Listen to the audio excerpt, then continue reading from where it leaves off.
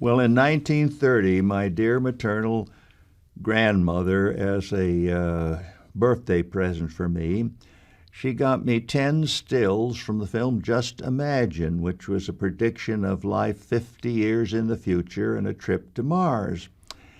And that opened my eyes to stills. And I was corresponding with Carl Laemmle, the president of Universal. I recently ran across 62 letters from him, so obviously I had written him 62. And finally, on his president's stationery, wrote a little note, "Give this kid anything he wants."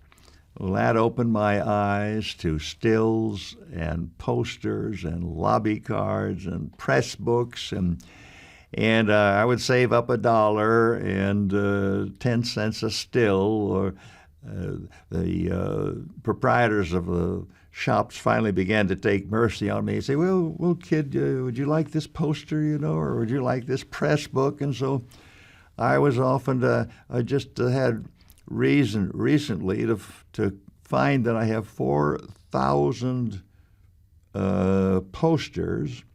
I've never even counted all the lobby cards. I have 125,000 stills. Well, in February 1962, the first fantasy film magazine in the world appeared on the newsstands. And to begin with, not all over the United States. They just tried it out in New York and Philadelphia to see how it would go. And unfortunately, in New York, it was a big snowstorm, and the publisher thought, we're doomed. The snow is 6 feet up around the kiosks. Nobody's going out to buy Look or Life or Playboy, let alone our curiosity. But at the end of 4 days, he called me and he said, "Forrest, we've been getting 50 letters a day. We've got 200 letters just from New York and Philadelphia, and they're all saying more, more." And he said, "Don't you think we ought to strike while the iron is hot? Can you squeeze out a second issue?" I said, "Well, I don't happen to believe in reincarnation, but in case I keep coming back for the next 5,000 years, yes, I think I can go on and on and on without repeating myself." And fortunately, directors like William Castle and Hitchcock and all of the people who specialized in spooky pictures and pictures full of suspense and violence and so on, they kept coming into the pages, while at the same time I kept the memories of Karloff and Lugosi and Lon Chaney Sr. alive. Well before Famous Monsters of Filmland, horror fans were all isolated. I've been told time and again now as an aging adult that the kids thought they were one of a kind. Their parents frowned on their interest and they were laughed at like I was at school.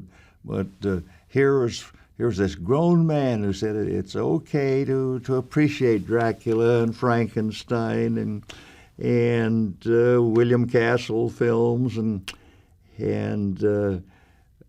so the kids of the country were all delighted. So many of them, the 1,300 wrote me and wanted me to come and visit them. And I took an 8,700-mile drive all over the country, and they said it really cemented their interest. And prior to the magazine, they all felt isolated and frowned upon. And I was very fortunate. I thought, well, I don't know how many of these parents are going to accept me, but to a man and woman they did. I've never forgotten the parents that took me aside and said, "Oh, Mr. Ackerman, we're so grateful to you. We thought our kid wasn't even going to crack the cover of a comic book."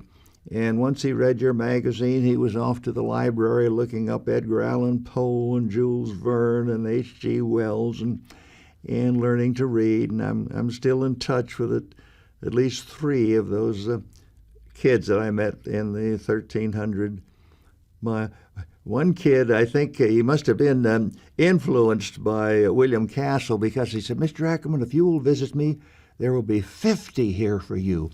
Well, I went 35 miles out of my way to Niles, Michigan, and there was one kid and 49 sheep.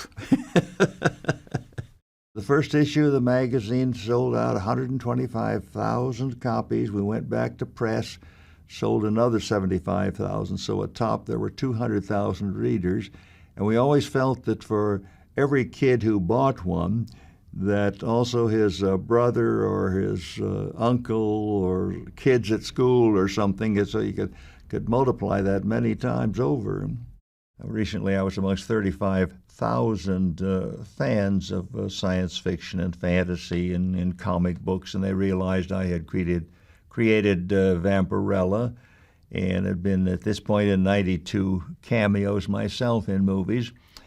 And it's a constant source of satisfaction to me, since I was the resident crazy in high school. Forrest Ackerman thought men were going to the moon. There was going to be television and atomic power. All these crazy things never happened, you know. And when I saw that footstep on the moon, I had a tape recorder and I said, "Vindication."